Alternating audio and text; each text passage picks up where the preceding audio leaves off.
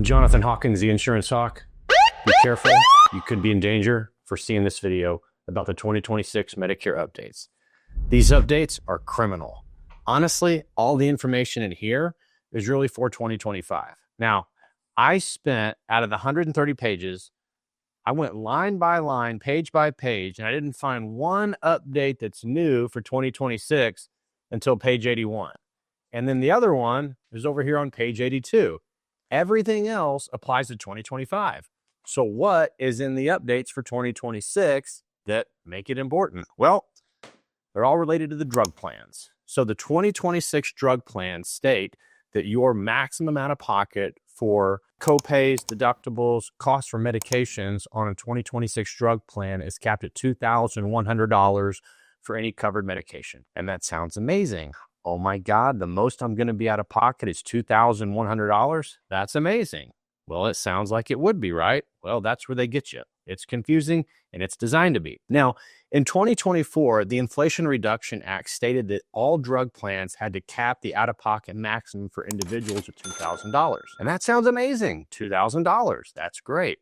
But what did they do? What they did is they actually took a lot of name brand expensive medications off the covered list. So now if you take a covered medication that's not covered by the drug plan, you would be out of pocket that amount of money. That's not subject to the $2,000 cap that was set in place by the 2024 Inflation Reduction Act for 2025. So in 2026, the most you'll be out of pocket is $2,100. Not a lot has changed, but they sent out 130 pages of bullshit for that one little item. So if you don't want to read 130 pages, that's the gist of it. The 2026 update is that the most you'll be out of pocket on a Part D drug plan is $2,100. Now, Jonathan, what about the Part B deductible? What about the cost of Social Security? What about the deductible that I'm going to have to pay for certain visits to my doctor, my premium for insurance? What about those important questions? And what about the plans for Medicare, the Medicare Advantage plans for 2026? That's a great question. Guess what? It's not found in here. Most of that information doesn't come out until October 1st or late in December. So this is always a crock of shit. That was a pretty good throw. You didn't see it, but nailed it. Anyway, I'm not a big fan of those books. I tell people if you want to read them to go to sleep, by all means go for it. But in reality, they're just last year's information. What you need to understand for 2026 is that you're going to have a very slight increase on the cost that you pay for your Part D drug plan. And because it's October 1st, I went ahead and looked at what the Medicare plans are going to be like for next year. And this is where it gets fun. Part of the Inflation Reduction Act was to reduce the cost that individuals would pay out of pocket for prescription drug plans. That sounded good. That was a great soundbite. That was a great carrot to throw at people that were on Medicare. And what they didn't tell you is how the sausage is made or how the deals were struck behind the scenes in order to make that happen. So one of the requirements that the government mandated by these, drug plan companies was that they had to reach certain spending requirements or certain out-of-pocket limits that they could spend on medications, advertising, things like that. And so what the insurance companies did for Part D drug plans, a lot of them is they went ahead and cut commissions to agents that wrote Part D drug plans. Now, I'm not sitting here crying a river because I really don't write Part D drug plans. I really just go through Medicare.gov. I don't get paid for doing it. Whatever drug plan is best for the individual is the one that I recommend. But there are lots of agents and lots of agencies that make a pretty nice living selling drug plans to people as a service. Now, don't make them out to be the big bad boogeyman. They're offering a service. They're helping somebody find the right drug plan for them, and they're being compensated by the insurance company. Now, why on earth would an insurance company cut commissions to their frontline agents, to their frontline soldiers, to people that are out there growing business? Well, if you think about it, these insurance companies are publicly traded entities and they're on the stock market. And their one goal, their one job every year is to turn a profit and increase their stock price. If they are limited to how much they are allowed to cap you on spending on your medications, because if you spend over $2,000, then the insurance company has to eat anything over that $2,000 price point. So what do? They remove a bunch of medications off their covered formulary. So now if you do have to take them, you're having to pay for them 100% out of pocket. And what they also did is they cut commissions to a lot of agents on selling the Part D drug plans. Now, insurance agents make a lot of money. They don't need to make all that money. Good for them, good for the insurance company, yada, yada, yada. Well, you might be feeling that way, but the sad thing is that the agent out there is usually incentivized, not necessarily by price, but he's incentivized to do the right thing by you and be compensated for that. And so what most agents do is they go out and they shop the best plans for you. And if an agent is not going to be compensated for his time, energy, and effort, a lot of times he may not do as good of a job, which means you could be stuck high and dry. Now, here's where it gets tricky and a little bit more down the rabbit hole you go. Drug plans used to have a generic entry-level drug plan, a mid-level drug plan, and a name brand expensive drug plan. And they may have 3 to 4 versions of those drug plans per company. And last year, about half of the drug plan companies pulled out of the market. Okay, so now you have fewer companies, and a lot of those companies either massively increased the premium that they charge for their Part D drug plan because they didn't want to have to pay for anything over that $2,000 price point for medication. So they said, hey, screw it. We're getting out of the business. We're just going to raise the rates and leave. And as we raise rates, there's going to be a mass exodus to people going to different drug plans. And that's one way that they made a change for 2025. And in 2026, they actually put their foot on the gas and are doing that even more, going even faster in that direction. So there are only 4 drug plans that I know of in 2026 in the state of Texas that are less than $40 a month. It's very minuscule, the price that are less than $40 a month for drug plans. Most other drug plans, 8, 9, 10 of them, are more than $40 a month. Some of them are $80, $90, $100, or more than $150 a month for drug plans. So think about this for a moment. For the last 10 or 15 years, you're used to paying $15, $20, maybe $10 for a drug plan. And within 2 years, most of the drug plans are more than $40. Most of them are more like $80, $90 a month. Now, your medications may not have changed.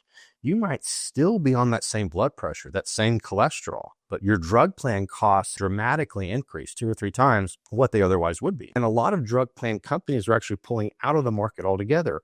So now you've got fewer options to choose from when looking for a drug plan. Are you down the rabbit hole with me enough for me to keep going? Nod your head yes if you agree. So this is where I get very, not conspiracy theorist because that sounds bad. Insurance companies are publicly traded entities that are profit-driven, profit-motivated. And they want to do anything they can to squeeze value out of the stock price and squeeze value out of the product every single year. Now, last year, what they did is they either left the market because they didn't want to be on the hook for paying claims, or they dramatically raised rates to scare people away. And the ones that were left, they compensated by raising the rates to offset that $2,000 cap. Or what they decided to do was just to cut commissions to agents altogether. So some companies did all 3. So I want you to think about this for a moment. They reduced compensation off their bottom line. So on their profit loss report, the insurance company had a profit. They increased their profit by reducing claims by getting out of the market. They also reduced compensation by paying agents. So on paper, that insurance company made a smart financial decision. And that CEO got a big bonus, and he may have retired, may have, rode off in the sunset on his yacht, whatever knows. Now, what do they do this year? Well, they have to double down. So the companies that didn't cut commissions last year, more of them are doing that this year. The ones that didn't raise their rates that much last year are doing it this year. And so there is a massive increase on the Part D drug plan premiums that these insurance companies are offering, and more companies are cutting commissions to agents. Now, as I said earlier, that does not affect me personally, okay? I don't write drug plans for a commission standpoint. I go through Medicare.gov and write the least expensive drug plan for the person. So that's just what I do. But I want you to continue with me down the rabbit hole. If an insurance company is willing to tear up an agreement that they made to an agent to compensate them accordingly for services rendered on one small little bitty product, here's the thing. On a drug plan, an insurance agent might make $30, $40, $50 for the entire year selling that drug plan. So it's not like they were making thousands and thousands of dollars. Don't think like, oh my God, the insurance company or the insurance agent, he's driving around in a Lamborghini and now he doesn't deserve to have that anymore. No. The amount of compensation that agents got for drug plans was minuscule. Very, very small. But it's a testing ground. They want to see what they can get away with, okay? They're turning up the water on the frog in the boiling pot. They're cutting commissions on a very, very small product to see how agents react, how the industry reacts, and how people like you, the Medicare recipients, react to buying products and services online or in the insurance industry or on the phone. Okay. They want to see how you react to it. If an agent isn't being compensated, how are you purchasing a new drug plan? How are you getting new insurance? Maybe that agent isn't motivated to call you. So are you answering a mailer? Are you answering a random phone call? Are you answering something online like an email? Whatever the case may be, they're testing all this. Okay. They want to see how you react. Coming down the rabbit hole a little bit more, they're going to start cutting commissions on most products or drug plans for agents in the next 2 or 3 years. So I think at some point, if I'm waving a magic crystal ball, I think that all drug plans in the next 2 or 3 years are going to be non-commissionable. So no one's going to get paid on them. Okay. Likewise, the Medicare Advantage plans this year in 2026, we are also seeing a massive number of plans that are going non-commissionable. So that means an agent does work, puts time in, finds you the right plan. He may spend an hour with you trying to figure out your medications, your doctors, your networks, all sorts of things like that. And an insurance company is not going to compensate him. Let's just think for a minute how messed up that is. Okay. You may not know what you're doing. You probably don't know the best plan to be in. You probably don't know the changes that are going on in Medicare every single year. Okay. The agent does. So an agent puts in time to help you find a plan that fits your needs, your circumstances, your budget, and an insurance company is not going to compensate him. Now, how many people do you think that insurance agent is going to help for free? 1, because they're really nice. 2 or 3, because they're family friends. At some point, if an agent is not being compensated by the insurance company, they're either A, not going to offer that product, B, not be in the insurance industry, and C, some combination that I'm not thinking about. The point is, if an agent is not being compensated for his time, energy, and effort, you're going to lose value and service in the Medicare space. Now, it may not be immediate, maybe 2 or 3 years, maybe 4 years, but I believe at some point, the Medicare Advantage plans are going to go non-commissionable, and the number of agents in the field are going to be reduced down, and you're going to have less and less help and less guidance purchasing and going through the Medicare enrollment period every single year. Why is that? Well, this is where it gets fun. I also don't like Medicare Advantage plans. I really don't write them. I don't believe in them compared to Medicare supplements. If a client has the option, I will always push them towards a Medicare supplement. They're superior insurance all day long, twice on Sundays. Always a fan of Medicare supplements. Medicare Advantage plans are tricky, sneaky bastards, and they're annual contracts that change, and I just don't like dealing with them. I've never liked them. They are shifty, conniving, just bad news bears insurance products. One thing I've noticed over the years when it comes to the Advantage plans is every single year they raise your annual out-of-pocket maximum. Every single year they raise your copays. They raise your outpatient services fees. They raise your ambulance fees. They raise your urgent care fees. Every single year they're raising stuff. Now, you still may have a $0 premium and you may not see that immediate cause and effect of what those increases are because you're not using the plan. But when you use that plan, you're going to be out of pocket a lot more money, all while paying $0 a month. This is how they get ahead. Medicare Advantage plans get paid by the government based on the health of the individual in the plan. If somebody is super duper healthy, that company might get $500 a month, $6,000 a year by Medicare to cover that individual. On the other hand, a very sick, unhealthy person with all sorts of chronic conditions, oxygen, wheelchair, cancer, missing a leg, missing a toe, can't hear anything, just think about the worst possible condition you can think of, might get $2,000 a month or $24,000 a year. That's a lot of money that the insurance company is getting, and their goal is to stretch that money to the point that at the end of the year, there's some money left over. That's known as a profit. Now, I want you to think about Medicare supplements for a moment here. Okay. A Medicare supplement might cost $150 a month, maybe $200 a month, maybe $300 a month if you're 85 years old, depending on your health. $150, $200, $300 a month times 12, and they've got to pay the claims. There's not a lot of money that's left over on Medicare supplement plans. There's a lot more money on Medicare Advantage plans. So I believe, this is me down the rabbit hole, this is me conspiracy theorist hat on, okay? I believe that because all insurance companies offer supplements and advantage plans, and most of them offer drug plans and advantage plans, I believe what they're doing is they are raising the rate on the drug plans.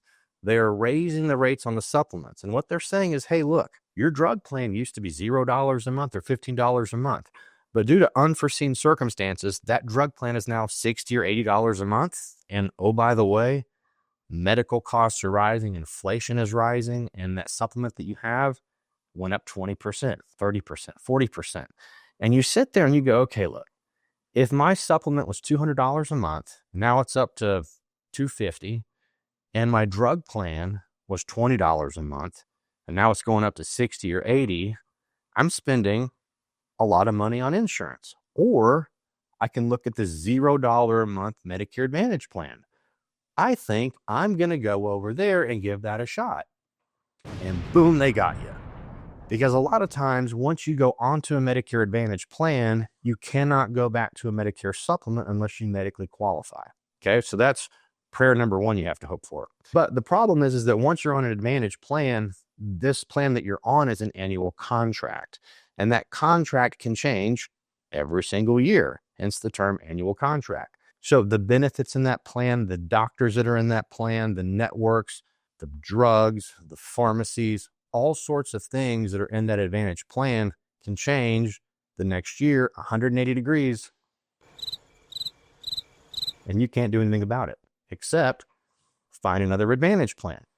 But do you know how to shop for an Advantage plan? Because that insurance agent that probably helped you out last year may not be in the business anymore because they're not being compensated by that insurance company. So now you've got to figure it out all on your own. You probably don't know what the hell you're doing because Advantage plans are designed to be confusing. Hello, pause for a second.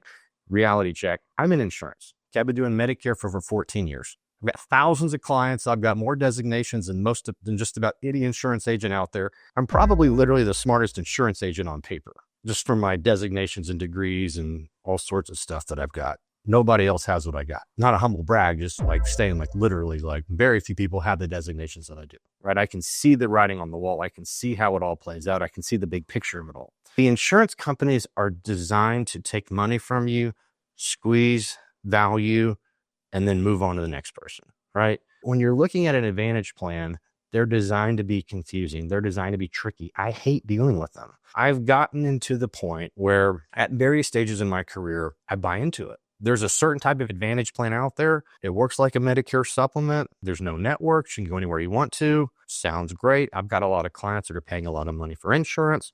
I think I'll look at that plan for them. Well, that's great for a year or two. And then guess what?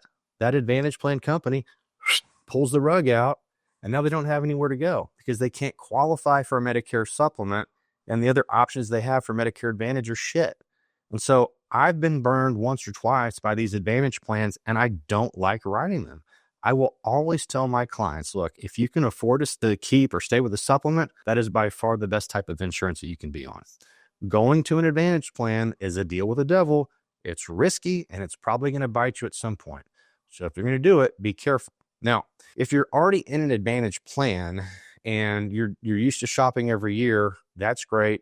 Please keep your agent that you work with happy, well satisfied, send him referrals, give him, compliments, 5-star reviews, all that fun stuff. Make him feel important, make him feel valued. The reason why I say that is this: when the industry shifts towards cutting compensation for agents, you are going to be the one affected. Now, granted, that agent's livelihood may be affected because he's not going to be making as much money, but your livelihood is also going to be affected because you don't have a reliable person there to rely on, help you navigate the changing Medicare market. You need to be a defender of agents and their compensation for Medicare Advantage. I don't write them.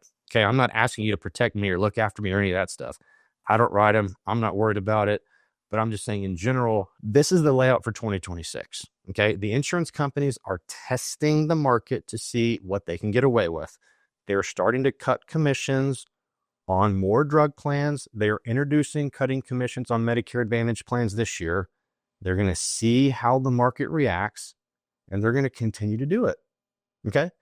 It's as simple as that. The industry is changing. It's not what it used to be. These companies are after profit and profit only. They don't give a shit about you. They don't. Hate to break it to you. You may have a wonderful card in your wallet and you think it pays great. At the end of the day, they don't care about you. They want to squeeze every dollar they can out of you and move on to the next generation. So just be careful about shopping for insurance this year in 26. That's my rant. That's my 2 cents. That's why I think drug plans, Medicare Advantage plans, and insurance companies are criminal in general. I'm Jonathan Hawkins, the Insurance Hawk. Save your money, keep your freedom.